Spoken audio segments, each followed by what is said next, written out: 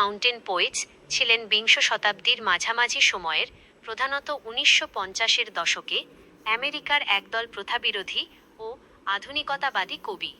উত্তর ক্যারোলিনার পরীক্ষামূলক শিল্পকলা শিক্ষা প্রতিষ্ঠান ব্ল্যাক মাউন্টেন কলেজকে কেন্দ্র করে এই কবিগোষ্ঠী গড়ে উঠেছিল। এই আন্দোলনের মূল বৈশিষ্ট্যগুলো নিচে দেওয়া হলো। প্রজেক্টিভ ভার্স 1950 সালে কবি চার্লস ওলসন তার বিখ্যাত প্রবন্ধ প্রজেক্টিভ ভার্স এ কাব্যরীতির কথা বলেন। একে ওপেন ফিল্ড কবিতাও বলা হয়, যেখানে সনাতন ছন্দের পরিবর্তে কবির শ্বাস প্রশ্বাসের গতি ও স্বতঃস্ফূর্ততার ওপর ভিত্তি করে কবিতার লাইন তৈরি হয়। প্রধান কবিবৃন্দ: এই গোষ্ঠীর অন্যতম প্রধান কবি ছিলেন চার্লস ওলসন, রবার্ট ক্রিলি এবং রবার্ট ডানকান। এছাড়া ডেনিস লেভারটফ এবং অ্যাড ডর্নো এর সাথে যুক্ত ছিলেন।